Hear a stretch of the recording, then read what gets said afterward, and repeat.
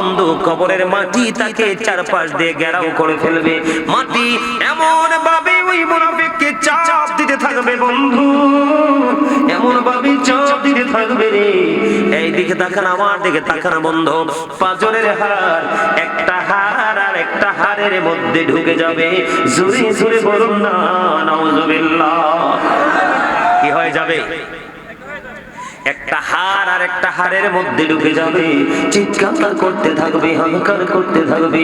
ও বন্ধু, ওই দিন যখন সে বিপদে পড়ে চিৎকার করবে, আমার আল্লাহ বলেছে বান্দা এখনো সময় আছে, সচেতন হয়ে আসো। আল্লাহ গো কেমন করে সচেতন হব? সচেতন হয়ে আসো। পরিপূর্ণ ঈমানদার না হইয়া কবরে পা রাখিও না। তার কারণ হলো পৃথিবীতে তুমি অভাবে পড়লে কেউ না কেউ তোমাকে সাহায্য করে। ঘরে যদি ভাত তরকারি না থাকে কেউ না কেউ তোমাকে দিয়ে দেয়। বস্ত্র যদি না থাকে কেউ না কেউ দিয়ে দেয়। অসুস্থ যদি হও কোনো না কোনো হসপিটালে ট্রিটমেন্টের জন্য যেতে পারো। কিন্তু বন্ধু, ও মাইস্কোলার আমার ভাই আমার বাবা গো, হৃদয় করে শোনো গো বন্ধু, ওপারে যখন যাবে তোমার কোনো সহযোগে থাকবে না। কারণ আমার আল্লাহ বলেছে মাটি তোমাকে চারপাশ দিয়ে ঘিরে ফেলবে, এমন ভাবে চতুর্দিক দিয়ে চাপ দেবে। একটা হাড় আর একটা হাড়ের মধ্যে ঢুকে যাবে। তোমার নিজের কোনো স্বাধীনতা থাকবে না। তুমি চিৎকার করতে থাকবে, হাহাকার করতে থাকবে। তোমার কান্নায় বন্ধু সব কিছু বাড়ি হয়ে যাবে।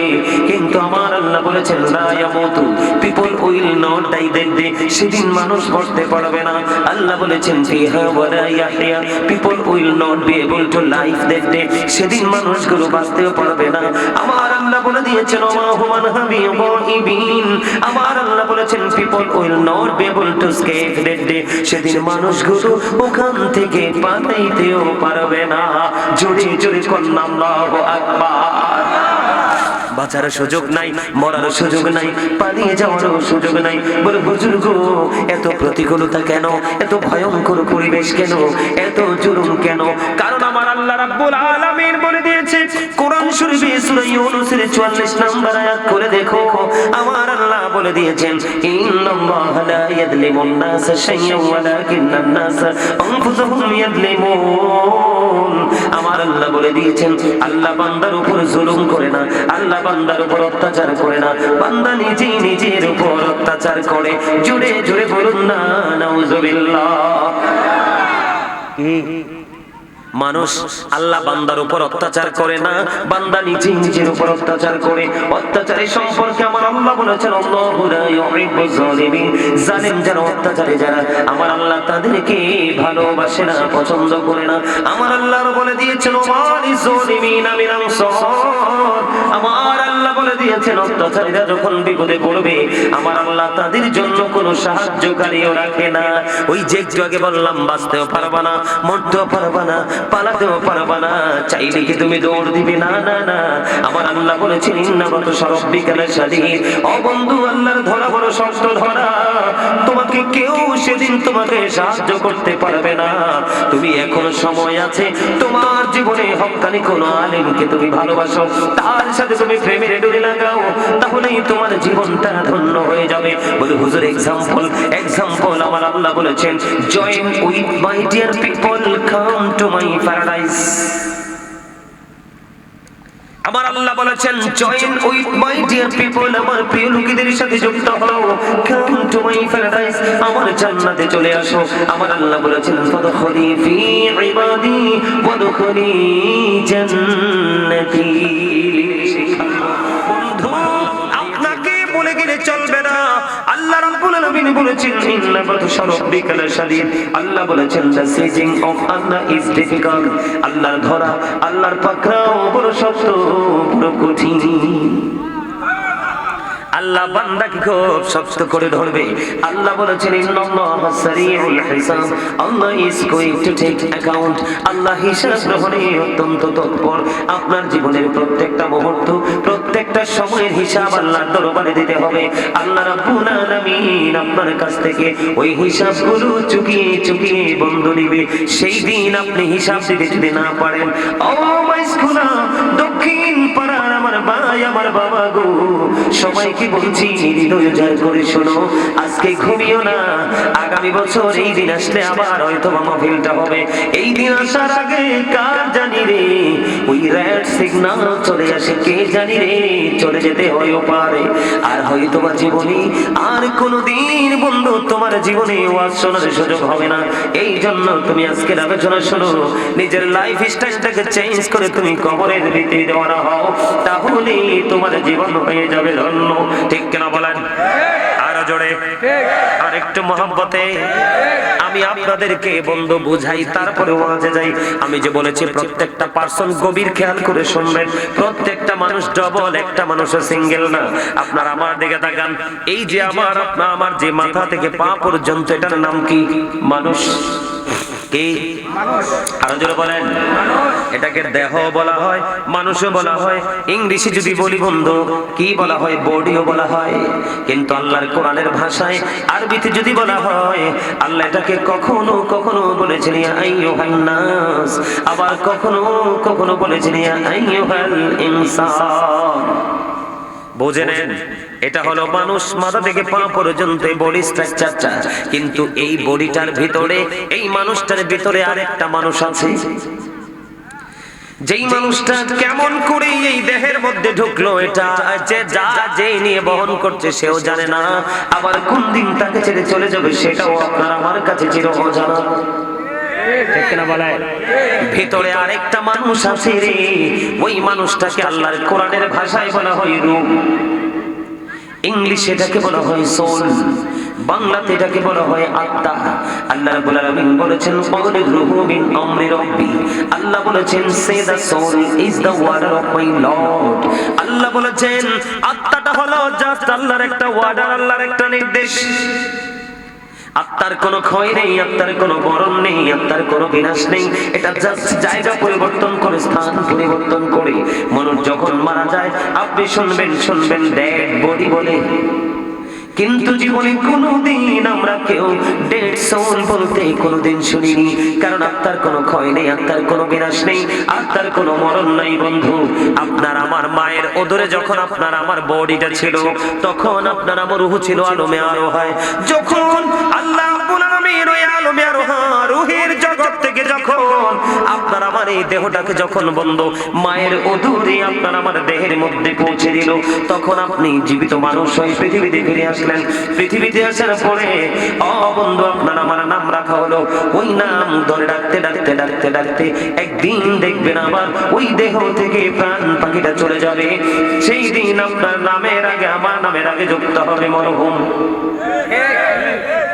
তাহলে কি বুঝতে পারলেন? মানুষের আসল সত্তা কি তার দেহ নাকি তার আত্মা? যতদিন আত্মা থাকবে ততদিন আপনি আমি আছি। যেদিন দেখবেন আপনার আমার দেহে বন্ধু আত্মা নাই, সেদিন আপনি আমি মৃত। কথা বলেন না কেন? মৃত্যুবরণ করার পরে আপনার আমার ঠিকানা কোথায়? আপনার আমার ঠিকানা হলো কবর। ও বন্ধু, এই কবরে যখন যাব, আমি আপনাদেরকে বলি কবরের যে প্রথম রাত, কবরে যখন যাব, কবরে যাওয়ার পরে ফেরেশতারা আপনার আমার কাছে চলে আসবে হিসাব চাইতে। বন্ধুরে আমার, মুসলমানের মধ্যে দুই ধরনের মুসলমান আছে, একটা হলো ঈমানদার আর একটা হলো মুনাফিক। একটা হলো কি ঈমানদার, আরেকটা হলো মুনাফিক। আপনার আমার প্রাণের রাসূল বলেছেন believers love the prophet, ঈমানদাররা আমি নবীকে ভালোবাসবে।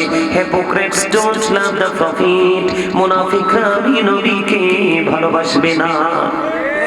আমার আল্লাহ পবিত্র কালামে হাকিমে তিনি প্রমাণ করেছেন ইন্নাল মুনাফিকিনা ফি দারকিল আসফালি মিনান নার। আপনার আমার প্রাণের আল্লাহ তিনি বলে দিয়েছেন the hypocrites will be in the lowest place of hell, মুনাফিকরা জাহান্নামের একেবারে সর্বনিম্ন স্তরে থাকবে, জাহান্নামের একেবারে নিকৃষ্ট জায়গায় মুনাফিকরা থাকবে। বন্ধু, আমি আপনাকে বলে দেই শুধু বোঝার জন্য। বলে হুজুর কেন এই জায়গায় আসলেন? আসার একটা কারণ হলো আপনাদের গ্রামে কি আর কোনো মানুষ আছে না নাই? আরো জোরে বলেন না, আছে না নাই? বাংলাদেশের মতো এত ঘন বসতি পৃথিবীর কোন দেশে নাই। কিন্তু এই দেশের মানুষ যদিও মুসলমান, তাদের ধর্মীয় চর্চার ক্ষেত্রে তারা উদাসীন। কিন্তু কখনো কোনো মুমিন, কখনো কোনো মুত্তাকি উদাসীন হতে পারে না। তার কারণ হলো আমার আল্লাহ বলেছেন উইদ্দাত লিল মুত্তাকিন, মুত্তাকিনদের জন্য আল্লাহ বরাদ্দ রেখেছে জান্নাত।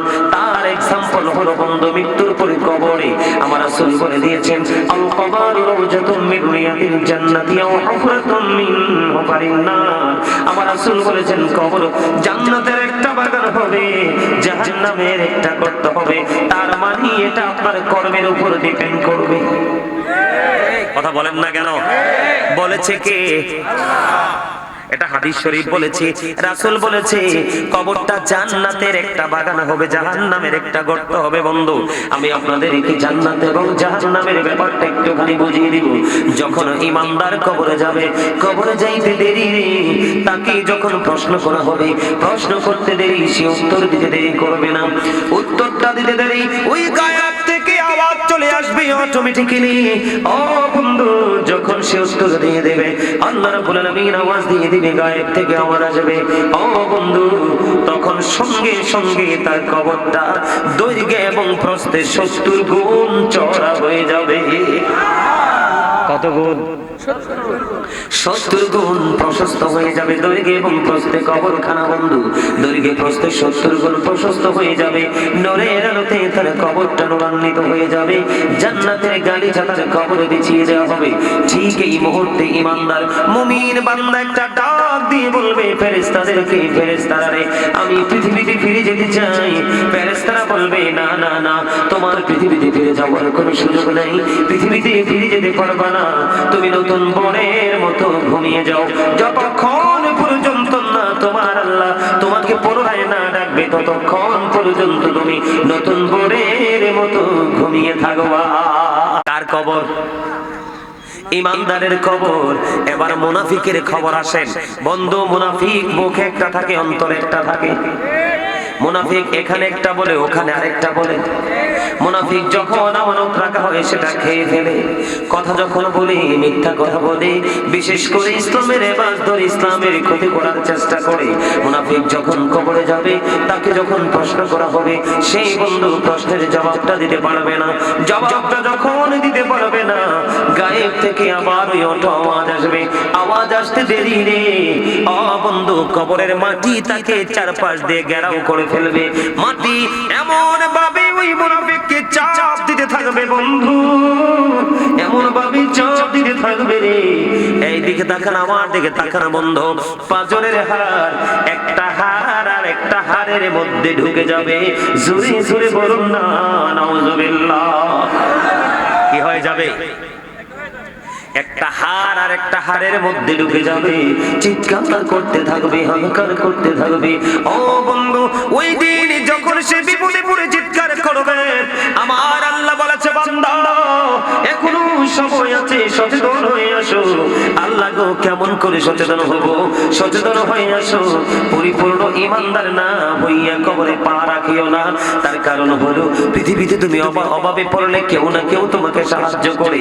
ঘরে যদি ভাত তরকারি না থাকে, কেউ না কেউ তোমাকে দিয়ে দেয়। বস্ত্র যদি না থাকে, কেউ না কেউ দিয়ে দেয়।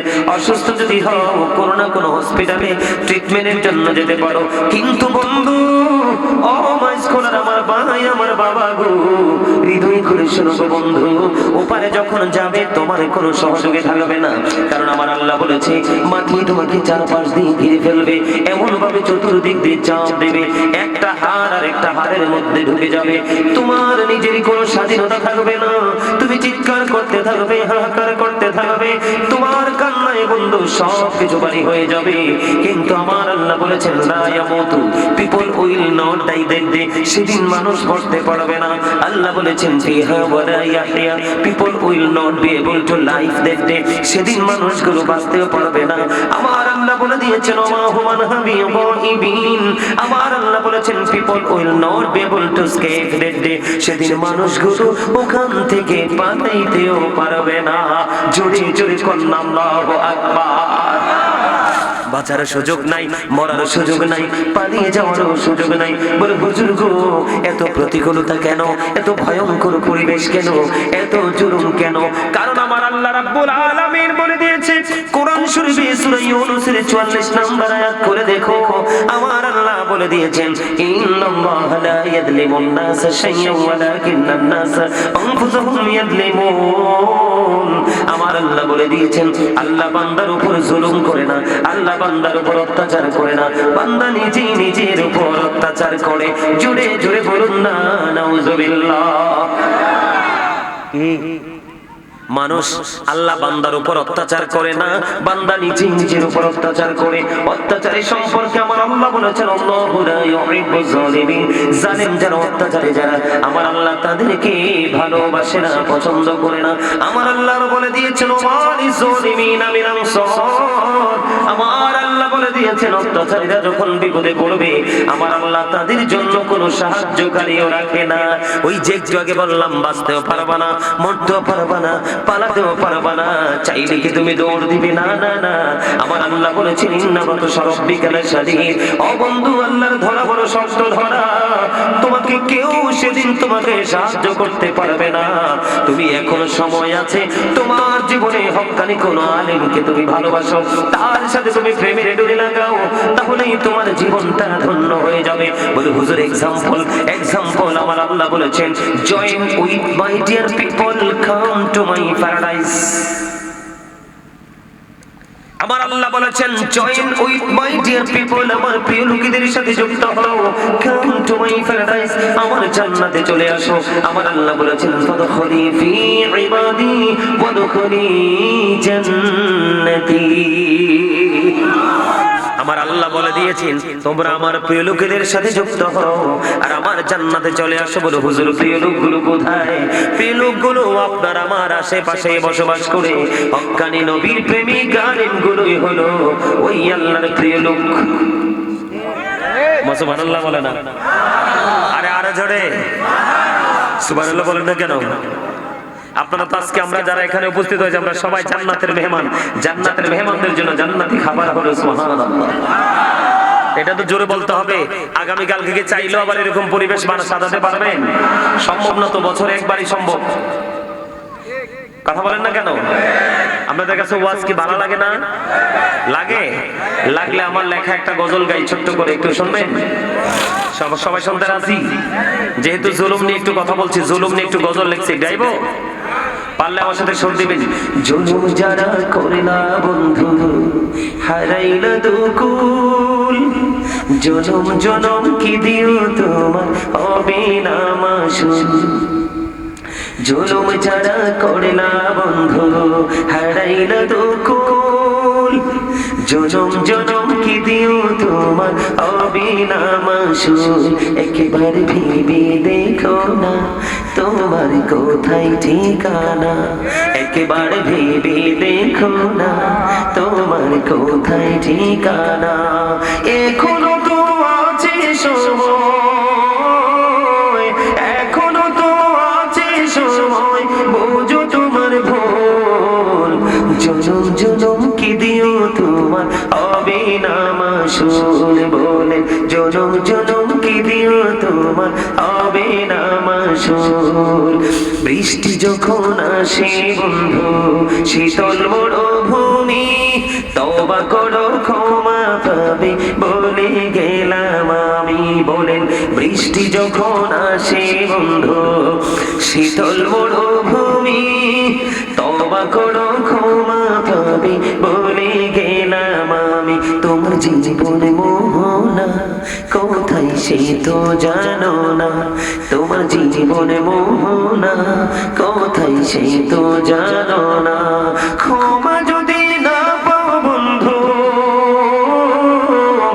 ক্ষমা যদি না পাও বন্ধু পাবে না তো কুল।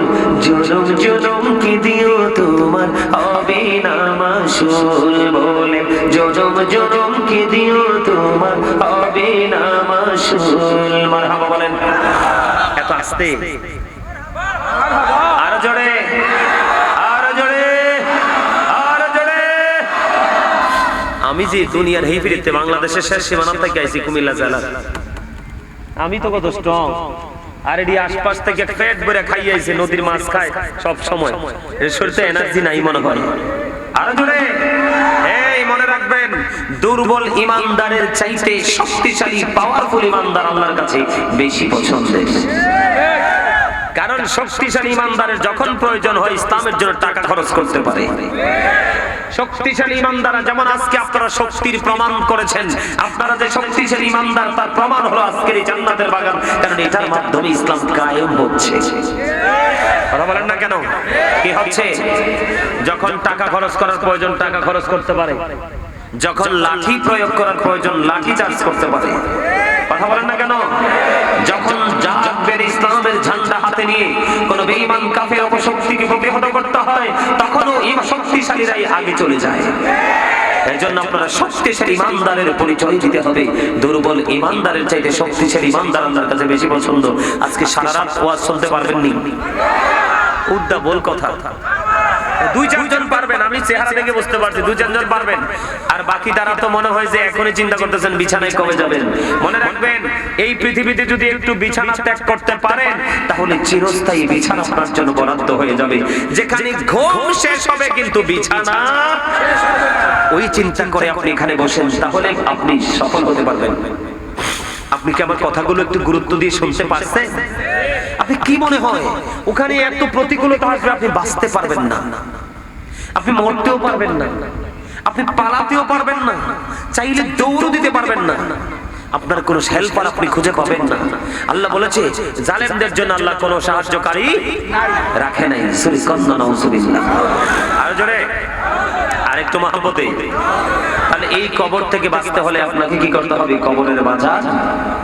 পৃথিবীর মার্কেটে গেলে পৃথিবীর মার্কেটিং হয়, পৃথিবীর মার্কেট কিন্তু যেই কোনো জায়গা থেকে করা যায়, কিন্তু আখিরাতের বাজার যেই কোনো জায়গা থেকে করা যায় না। এই জায়গাটা একেবারে সীমিত। যেমন আজকের একটা মার্কেট, ইমানদাররা এখানে এসেছে ইমান এবং আমলকে কি করার জন্য? খরিদ করার জন্য, জানার জন্য, ঠিক কিনা বলেন? আর মসজিদে তো প্রতিদিন ওয়াজ হয় না, হয় সপ্তাহে একদিন জুম্মার দিনে হয়। তো এইগুলো আপনাদেরকে বুঝে নিতে হবে যে আল্লাহ তো আমাদের জন্য সারা বছর, সারা মাস, সারা দিনই বরাদ্দ দিয়েছে। শুধু অল্প অল্প মাঝে মাঝে একটু সময় আমরা আল্লাহর জন্য গোলামি করব, আল্লাহকে রাজি করার জন্য।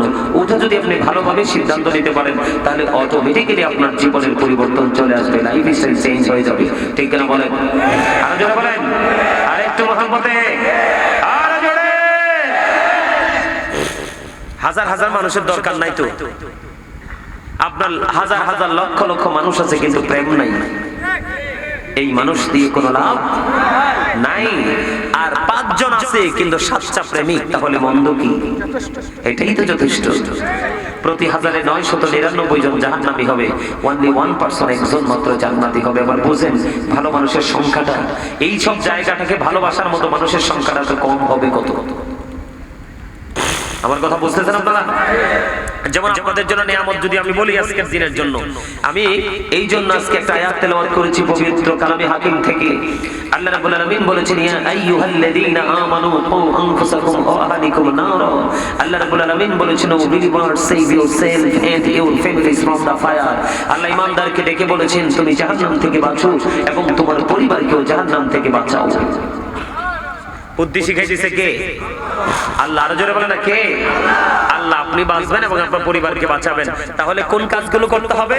ওই যে একটু আগে বললাম, প্রথমে নবীর প্রেম শিখাইতে হবে, তারপরে নবীর আহলে বাইতের প্রেম শিখাতে হবে, তারপরে কোরআন তেলাওয়াত শিখাতে হবে। এই জন্য Allah is only known for his love and light for eternal success. Allah কিন্তু সবকিছুর মালিক, আল্লাহ সবকিছুর মালিকানায়, কিন্তু তারপরেও আল্লাহ আপনাকে আল্লাহ পাওয়ার জন্য দুটো অপশন দিয়েছে। কয়টা? ল এন্ড লাইট, কোরআন এবং হাদিস, আল্লাহ এবং আল্লাহর রাসূল। আল্লাহ কিন্তু কোন জায়গা থেকে আল্লাহর হাবিবকে জুরা করে নাই, ঠিক কিনা বলেন? আর জোরে বলেন, ওরুদুদি নবী মুস্তাফা রে সময় যায়, ওরুদুদি নবী মুস্তাফা বলেন, ওরুদুদ নবী মুস্তাফা রে সময় যায়। গজল গাইতে পারেন না? আমি কিন্তু একজন রাইটার, আমার এই সিনা ভরা গজল। আপনারা প্রতিক্রিয়া যদি ভালোভাবে দেখাতে পারেন তাহলে প্রাণ ভরে গজল গাইতে পারবো। রাত্রি শেষ হয়ে যাবে কিন্তু গজল শেষ হবে না। কারণ আগে আমি অন্যদের লেখাগুলো গাইতাম, আর এখন আমি আমার নিজের লেখা গজল গেয়ে পার করতে পারবো অর্ধরাত। আলহামদুলিল্লাহ বলেন না কেন?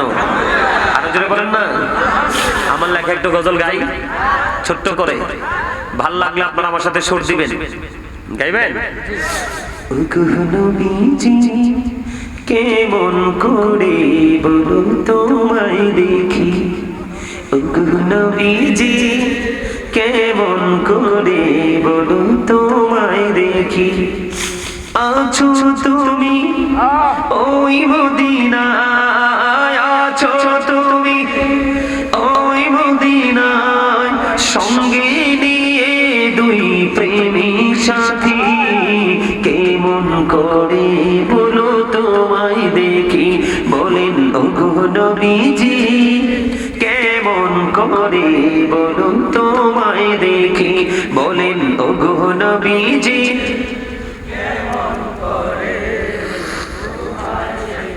না না না মাশাআল্লাহ মোটামুটি অ্যাক্টিভ আছে না দেখার আশা আমার মনে পোষে রেখেছি যতন করে বলে দেখার আশা পোষে রেখেছি যতন করে পাই যদি গো নবী তোমার দিদার পাই যদি গো নবী তোমার দিদার শীতল হবে মোর দুটি আঁখি কেমন করে বলো তোমায় দেখি বলেন ওগো নবীজি কেমন করে বলো তোমায় দেখি আছো তুমি বলেন আছো তুমি ওই মদিনায় আছো তুমি ওই মদিনায় সঙ্গে নিয়ে দুই প্রেমিক সাথী কেমন করে বলো তোমায় দেখি মারহাবা গল অনেক লম্বা গজল ভালো লাগছে আরো যারা বলেন আমি একটু একটু করে গাইয়ে যাবো পরের দিন সকালে ঘুম থেকে উঠে অনলাইন থেকে চার্জ দিয়ে পুরোটা ডাউনলোড করে শুনবেন অনেক মজা পাবেন নবীজির প্রেম আসেনি সিনায় নবীজির প্রেম ছাড়া আল্লাহ পাওয়ার কোনো রাস্তা নাই আসেনি চাচা কার দরকার আগে আগে নবীর দরকার না আল্লাহ আগে রাসূলের দরকার কারণ আমার আল্লাহ কইছে আমি না কে বলেছে আল্লাহ বলেছেন সে বলুন ইফ ইউ ডু লাভ আল্লাহ যদি তোমরা আল্লাহকে ভালোবেসে থাকো ফলোনি মুহাম্মদ সাল্লাল্লাহু আলাইহি ওয়াসাল্লাম মুহাম্মদ সাল্লাল্লাহু আলাইহি সাল্লামের অনুগত হয়ে যাও আল্লাহ মুহাম্মদ সাল্লাল্লাহু আলাইহি সাল্লামের অনুগত হলে কি হবে আল্লাহ বলতেছে আল্লাহ উইল লাভ ইউ আল্লাহ তোমাদেরকে ভালোবাসবে এন্ড ফরগিভ ইউর সিনস আল্লাহ তোমাদের সমস্ত জীবনের গুনাহ maaf করে দিবে আর যারা বলেন না সুবহানাল্লাহ নবীর প্রেমটাই জন্য দরকার বন্ধুরে আমার একজনে সে নবীকে প্রশ্ন করলেন ইয়া রাসূলুল্লাহ ইয়া হাবিবাল্লাহ নবী গো কিয়ামত কখন হবে গো নবী এবার আমার নবীজি বললেন তুমি কিয়ামতের দিনের জন্য কি প্রস্তুতি নিয়েছো ইয়া রাসূলুল্লাহ ইয়া হাবিবাল্লাহ নবী গো ও প্রাণের নবী আমি কিয়ামতের দিনের জন্য কোনো প্রস্তুতি নিতে পারিনি গো নবী আমি আল্লাহ ওয়া রাসূলকে ভালোবাসি আমার নবীজি একটা ডাক দিয়ে বললেন বন্ধু একটা ডাক দিয়ে বললেন আমার আল্লাহ ওয়া রাসূল তুমি যাকে ভালোবাসো তার সাথেই তুমি থাকবা জোরে জোরে বলেন না সুবহানাল্লাহ বন্ধু আজকে মাইসকোলা দক্ষিণ পাড়ার আমার ভাই আমার বাবা গো আমি আমার মা বোনদেরকে ডেকে ডেকে বলছি গো তোমাদের জান্নাত কত কাছে তোমরা দেখো আমার রাসূল বলেছেন কেউ যদি জুমার দিনে রাসূলকে ভালোবেসে মাত্র 80 বার যদি দরুদ পড়তে পারো গো তাহলে তোমার 80 বছরের সগীরা গুনাহ আমার আল্লাহ খুশি হয়ে maaf করে দেয় ওগো বন্ধু শুধু এখানেই ক্ষান্ত নয় রে দাইলামি শরীফের মধ্যে এসেছে বন্ধু হাদিস খানা হাদিসের রাবী হলেন হযরত আনাস রাদিয়াল্লাহু তাআলা আনহু তিনি জানিয়ে দিয়েছেন আমার রাসূল বলে দিয়েছেন কেউ যদি প্রাণের নবীকে ভালোবাসিয়া প্রতিদিন যদি মাত্র 1000 বার যদি দরুদ পড়তে পারো বন্ধু হোক সে যুবক হোক সে যুবতী হোক সে বৃদ্ধ হোক সে বৃদ্ধা যে বয়সের হোক না কেন বন্ধু কেউ যদি প্রাণের নবীকে ভালোবাসিয়া প্রতিদিন যদি 1000 বার যদি দরুদ পড়তে পারো তাহলে জান্নাত না দেখা পর্যন্ত তোমার মরণ হবে না জোরে জোরে বলুন না সুবহানাল্লাহ এই জন্য অনেক পুরনো নিয়ামতের খবর বন্ধু প্রায় আজ বলে থাকি দুরূদ শরীফ পড়ে যারা আশিকে রাসূল বলেন মিলাদ শরীফ পড়ে যারা আশিকে রাসূল যিনি হলেন আল্লাহ তাআলার যিনি হলেন আল্লাহ তাআলার সৃষ্টি কুলের মূল দুরূদ শরীফ পড়ে যারা আশিকে রাসূল বলেন মিলাদ শরীফ পড়ে যারা আশিকে রাসূল দুরূদ পড়ছে রব তাআলা ঈমানদারের দল সে কাজ করছে নিরালা বলেন মিলাদ পড়ছে রব তাআলা ঈমানদারের দল সে কাজ করছে নিরালা রহমতে পাবে ক্ষমা পাবে রহমতে পাবে ক্ষমা পাবে বলেছে রাসূল দুরূদ শরীফ পড়ে যারা আশিকে রাসূল বলেন মিলাদ শরীফ পড়ে যারা আশিকে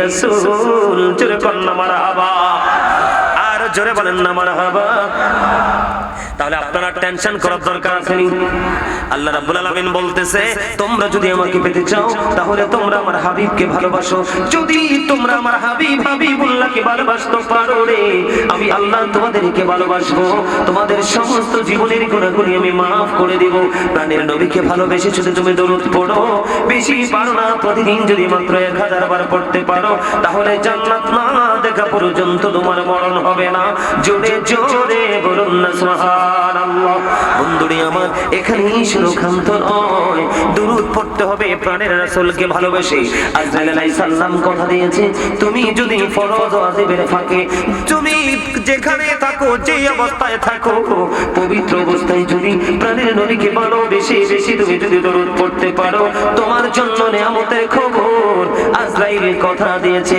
ও নবীর প্রেমিকেরা তোমরা গুড নিউজ গুলো ব্রেইনে সেটআপ দিয়ে রাখো রে আমি আজরাইল কথা দিলাম আমার হাবিবের সাথে আমার নবীর সাথে প্রেমের কারণে আমি নবী তোমার জানটা এমন ভাবে আমি আজরাইল তোমার জানটা এমন ভাবে কবজ করব যেমনি আমি নবী রাসূলের জান কবজ করেছি জোরে জোরে বলুন না সুবহানাল্লাহ বন্ধু আপনার আমার জন্য সবচেয়ে বড় ভয়ঙ্কর হলো বন্ধু মৃত্যুর সময়টা কোন সময়টা আমি আপনাদেরকে বলি ছোট্ট একটা মজার খবর দেই কোরআন থেকে হযরত ইদ্রিস আলাইহিস সালাম एग्जांपल স্বরূপ শিক্ষার জন্য বন্ধু হযরত ইদ্রিস আলাইহিস সালাম এমন একজন নবী ছিলেন তিনি প্রতিদিন রোজা রাখতেন প্রতিদিন ওনার ইফতারগুলো জান্নাত থেকে আসতো এবং ইফতার যে অবশিষ্ট যেগুলো থাকতো এগুলো পুনরায় আবার বন্ধু জান্নাতে চলে যেত জোরে জোরে কন্যা সুবহানাল্লাহ অনেক লম্বা ঘটনা আমি ছোট্ট মূল পয়েন্টটা ধরি কিন্তু আমার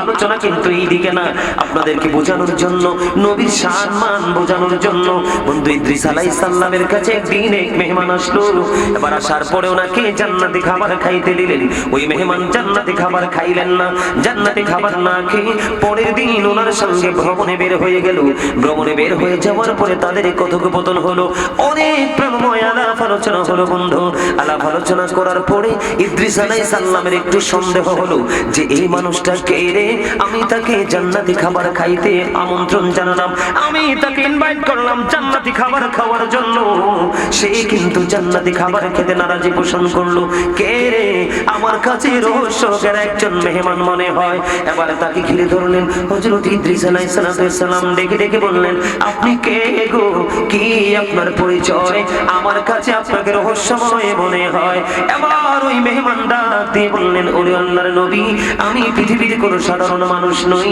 আমি হলাম মৃত্যুদূত আজরাইল এবার ইদ্রিস আলাইহিস সালাম একটা ডাক দিয়ে বললেন তুমি যদি আজরাইল হও তাহলে কি আমার মরণের সময় হয়ে গেছে এবার ইদ্রিস আলাইহিস সালামের প্রশ্নের জবাবে আজরাইল বললেন না না না আমার মৃত্যুর সময় আপনার কোনো মৃত্যুর সময় হয়নি তাহলে আপনি আমার কাছে কেন এসেছেন এবার ওই আজরাইল বললেন আমি আপনার সাথে বন্ধন তৈরি করতেছি এক প্রেমময় বন্ধন তৈরি করতে এসেছি এবার ইদ্রিস আলাইহিস সালাম একটা ডাক দিয়ে বললেন আপনি যদি আমার সাথে যদি প্রেমময় বন্ধন তৈরি করতে চান তাহলে আমার কিছু কন্ডিশন আছে সেগুলো মানতে হবে ওগো আল্লাহর নবী কি আপনার শর্ত গো আমাকে বলে দেন আমি শুনতে চাই গো আমি শুনতে চাই এবার ইদ্রিস আলাইহিস সালাম ডেকে বললেন আমার শর্ত হলো একবার আমাকে মরণ দিতে হবে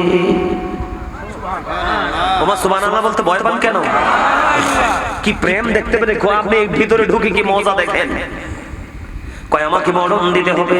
না না না নবী গো, আপনার তো এখনো মরণের সময় হয়নি। শুধু এখানে একান্ত নয়, আমি মৃত্যুবরণ করার পরে আমার পুনরায় আবার জীবিত করতে হবে। আরো বড় মহা সমস্যা। এবার ইদ্রিস আলাইহিস সালাম বললেন না না না, এখানেই শুধু ক্ষান্ত নয় গো, আমাকে একবার আপনাকে জাহান্নাম দেখাতে হবে। এরপরে বললেন আমাকে একবার জান্নাত দেখাতে হবে। এবার ইদ্রিস আলাইহিস সালাম একটা ডাক দিয়ে বললেন, আজরাইল একটা ডাক দিয়ে বললেন, নবী গো, আপনি যে বললেন আপনাকে জান্নাত দেখাইতে হবে, আপনি কথা দেন জান্নাত দেখার পরে ফিরে আসবেন নি? জোরে জোরে বলুন না সুবহানাল্লাহ। ও নবী, কথা দেন আপনি জান্নাত দেখার পরে আপনি ফিরে আসবেন কিনা? বন্ধুরে আমার, এইভাবে যখন বললেন, কিন্তু মূল কথা হলো আল্লাহর নবীর মৃত্যুর তো সময় এখনো হয়নি। এবার বললেন আমি এটা বুঝি না, আমার সাথে প্রেম করতে হলে মৃত্যু আমার লাগবে। এবার আজরাইল আল্লাহকে ডেকে বললেন, আল্লাহ আপনার নবী তো মরণ চায়। আমার আল্লাহ বললেন, হ্যাঁ তাকে মরণ দিয়ে দাও। সুবহানাল্লাহ বলে না? আপনার তো স্লো কেন? মাহফিল তো 13তম, আপনার তো ফাস্ট হওয়ার কথা, অ্যাক্টিভ হওয়ার কথা। ওয়াজ যত গভীরে ঢুকবো ততই প্রেমে পড়বেন। যে প্রেমে পড়বেন সেই মুমিন। আর যার মধ্যে বিরক্তি আসবে তাহলে বই বুঝতে বইটা কথা কয় না, ঠিক যাবে ঠিক? আরে আরো জোরে, কি কথা ভুল বলছি? হ্যাঁ, কি যে প্রেমের বাজার, প্রেমের বাজারে ঢুকলে কি আর প্রেমের স্বাদ মিটে? কথা বলেন না কেন? এবার কয় হো তার মরণ দিয়ে দেন। এবার বন্ধু মরণ দিয়ে দিলেন। মৃত্যুবরণ করার পরে আবার বন্ধু ইদ্রিস আলাইহিস সালামকে যখন জিন্দা করা হলো, ওই যে কথা দিয়েছে হ্যাঁ আপনাকে জিন্দা করব, জিন্দা করার পরে ইদ্রিস আলাইহিস সালামকে একটা ডাক দিয়ে বললেন, নবী নবী গো, ও নবী, জানতে বড় মনে চায় আপনি যে মৃত্যুবরণ করলেন, মৃত্যুটাকে আপনি কেমন পেয়েছেন গো নবী? এবার আল্লাহর নবী ইদ্রিস আলাইহিস সালাম একটা ডাক দিয়ে বললেন, এ আজরাইল, মৃত্যু তো যন্ত্রণাদায়ক রে, মৃত্যু তো বেদনাদায়ক রে আজরাইল। আমার কাছে মনে হয়েছে জীবিত একজন মানুষকে মাথা থেকে পা পর্যন্ত চামড়াটা তুলে ফেললে, অথবা পা থেকে মাথা পর্যন্ত জিন্দা একজন মানুষের চামড়াটা ছেড়ে ফেললে একটা মানুষের যেমন কষ্ট হয় রে, আমার কাছে মৃত্যুটা দেখতে তেমন কষ্টকর মনে হয়েছে। এবার আজরাইল একটা ডাক দিয়ে বললেন, নবী গো, ও নবী, আমার এই জীবনে যতগুলো প্রাণীর জান আমি কবজ করেছি, আপনার মতো এত আদবের সাথে আমি কারো জান কবজ করি নাই গো নবী। জোরে জোরে কন্যা আল্লাহু আকবার। সবচেয়ে কম, সবচেয়ে আদব, সবচেয়ে সফট মৃত্যু যদি হয় জিন্দা মানুষের চামড়া ছেলে ফেলার মতো, তাহলে কঠিন মরণ কেমন হবে রে বন্ধু? এই জন্য আমি আপনাদেরকে বললাম, এই বাকি জায়গাটা একটু গুরুত্বপূর্ণ জায়গা শেষ করে দেই। উনি জান্নাত দেখতে চাইলেন। নবী গো, কেন আপনি জান্নাত দেখতে হবে? কেন গো আপনাকে জাহান্নাম দেখতে হবে? আল্লাহর নবী একটা ডাক দিয়ে বললেন, আমি যেন আরো তাকওয়া সম্পূর্ণ হতে পারি।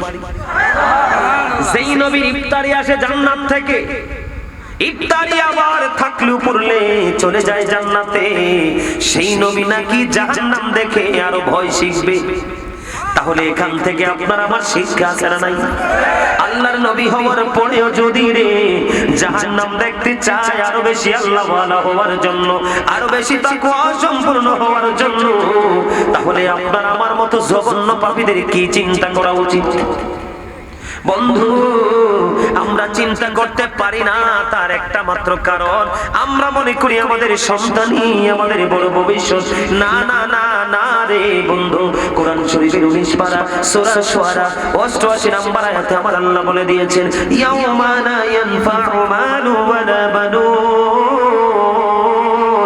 আপনার সন্তান আপনার সম্পদ কোনটাই ওই হাসরে কোনো কাজে আসবে না। আপনারা সত্যি করে বলেন তো, আমার ওয়াজগুলো কি আপনাদের হৃদয়ে পৌঁছাচ্ছে? আমার কথাগুলো কি আপনাদের হৃদয়ের মধ্যে ঢুকতেছে? কিছু বুঝতেছেন? আপনারা যদি বুঝতেছেন, বোঝার ইচ্ছা থাকে, আমি আরো বোঝাবো আপনাদেরকে, আরো আলোচনা করব, কিন্তু আপনাদের মানসিকতা থাকতে হবে শিখার মতো। এই দিক দিয়ে শুনবেন, ওদিক দিয়ে বের করে দিবেন, এই ওয়াজ আমি করতে চাই না। কথা কি বুঝতে পারছেন? আপনার সন্তান সন্ততি কোনোটাই কাজে লাগবে না। কার জন্য আপনি করছেন? এই বাগানে, পুকুর পাড়ে, নদীর কিনারায় আপনি একা পড়ে থাকবেন, সন্তান আপনার খবর নিবে না। এর জন্য আপনাকে এখনই আপনার আখিরাতের বাজার করা প্রয়োজন। কারণ বুড়া হয়ে গেলে পারবেন না। এই যে আমার চাচাদেরকে জিজ্ঞেস করেন, তাদের মনে অনেক আমল করার ইচ্ছা জাগে, কিন্তু তারা পারে না। পারেন? বার্ধক্য এমন একটা রোগ, এই বার্ধক্য জনিত সমস্যার কারণে মানুষ চাইলেও কিছু করতে পারে না। কিন্তু আমি, আল্লাহ কবুল করেছে নিশ্চয়ই, না হলে তো আজকে এত বড় জায়গায় আসতে পারতাম না। আমার জীবনের একটা রেকর্ড আছে, আমি আপনাদেরকে শিক্ষার জন্য বলি, আমি নিজেকে প্রকাশ করার জন্য না।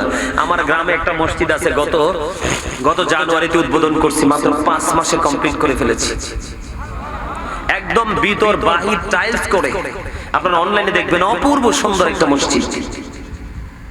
33-32 বছরের পুরনো মসজিদ। এই মসজিদে আমি যখন ইয়াং ছিলাম, স্টুডেন্ট লাইফ ছিল আমার, আমি 14 বছরের উপরে বিনা পয়সায় আজান দিয়েছি, নামাজ পড়িয়েছি। তখন আমি আমার টিউশনের টাকা দিয়ে মোমবাতি কিনে কিনে মসজিদে আজান দিয়েছি, নিজের পকেটের টাকা খরচ করে। তখন ব্যাটারি ফকির বাজার আমার বাড়ি থেকে প্রায় 1.5-2 কিলোমিটার দূরে। আপনার তখনকার রিক্সাও ছিল না, অনেক কষ্ট করে চার্জ দিয়ে বাসায় আবার বাড়িতে নিয়ে আসতাম। এটা দিয়ে আজানও দিতাম আমি, নামাজও পড়াইতাম আমি। কোনো পারিশ্রমিক আমার জীবনে নেই। আমার বাড়ির পাশে ফুলকুমারী মাজার শরীফ আছে, ওখানে প্রায় 14 বছর একটা মাদ্রাসায় স্টুডেন্টদের থেকে কোনো বেতন নেই, বিনা পয়সা স্টুডেন্টদেরকে পড়িয়েছি। আলহামদুলিল্লাহ বলবেন না? আমি সেই ছেলে। আমি কখনোই ঘড়ি দেখে ওয়াজ করি না। আমার শ্রোতারা আমার কাছ থেকে চাইলে আমি যতক্ষণ স্বাস্থ্য ভালো লাগে আমি ততক্ষণই শোনানোর চেষ্টা করি। আলহামদুলিল্লাহ বলেন না কেন? আরো জোরে বলেন। এই জন্য বলছি, আপনাদেরকে শুনতে মন চায়, ভালো লাগে কিনা, কথাগুলো হৃদয় রাজ্যে ঢুকতেছে কিনা। বন্ধুরে আমার, আল্লাহর নবী হওয়ার পরেও যদি তিনি জাহান্নাম দেখে আরো বেশি ভয় হৃদয়ে জমা করতে চায়, তাহলে আপনার আমার আরো বেশি ভয় শিখার দরকার আছে না নাই? বন্ধুরে আমার, এবার সবচেয়ে মজার জায়গাটা যেটা, ইদ্রিস আলাইহিস সালাম যখন জান্নাতে গেলেন, তখন বন্ধু তিনি জান্নাতের গেইটে জুতাগুলো রেখে তিনি জান্নাতে ঢুকলেন। সুবহানাল্লাহ বলে না? এই রেখে, জুতাগুলো বাইরে রেখে তিনি কি করলেন? জান্নাতে ঢুকলেন। কিন্তু উনি তো আজরাইলের সাথে কথা দিয়েছে, আমি ঢুকলে বের হয়ে আসবো। জান্নাতে ঢুকলেন, জান্নাতে ঢোকার পরে বন্ধু দেখলেন এত অপূর্ব সুন্দর, বন্ধু যেখানে ঢুকলে আর বের হতে মনে চায় না রে। এবার তিনি ঢুকলেন, ঢুকা তিনি আবার বের হলেন। বের হওয়ার পরে বাহির থেকে জুতাগুলো নিয়ে আবার তিনি জান্নাতে ঢুকলেন। জোরে জোরে কন্যা সুবহানাল্লাহ। এবার আজরাইল দেখে, নবী গো, ও নবী আপনি বাইরে আসেন, আপনি না বলেছেন আপনি বাইরে চলে আসবেন, আপনি চলে আসেন গো নবী, আপনাকে আমি দুনিয়ায় দিয়ে আমার অন্য কাজে আমি আবার নিজেকে নিয়োজিত করব। এবার আল্লাহর নবী ইদ্রিস আলাইহিস সালাম ডেকে ডেকে বললেন, ওরে আজরাইল, আমি কথা দিয়েছি একবার আমাকে মারতে হবে। মানুষ মরার পরে আবার যখন জীবিত হয় আর তো মরে না। মানুষ জান্নাতে যাওয়ার আগে একবার মানুষ জাহান্নাম দেখে রে। আমি তো একবার জাহান্নামও দেখে নিয়েছি রে আজরাইল, আমি জান্নাত থেকে আর বাহির হব না। আমার রিসালাত গাজী সুলাইমান কাদরী সাহেব জিন্দাবাদ। আজরাইল একবার মানুষের মরণ হয়, আমার একবার মরণ হয়েছে। একবার মানুষ জিন্দা হয়, আমি একবার জীবিত হয়েছি।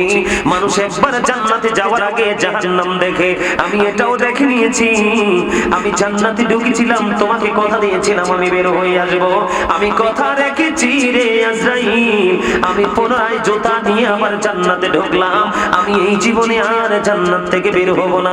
আজরাইল বললেন, নবী গো আপনি বাইরে আসেন। ঠিক এমন সময় গায়েব থেকে আওয়াজ আসলো, রে আজরাইল যাও যাও যাও, তুমি এখান থেকে চলে যাও, আমার নবীকে জান্নাতে থাকতে দাও। আমি আপনাদেরকে বলো, হুজুর আপনি আমাদেরকে এই জায়গাটায় নিয়ে আসলেন কেন?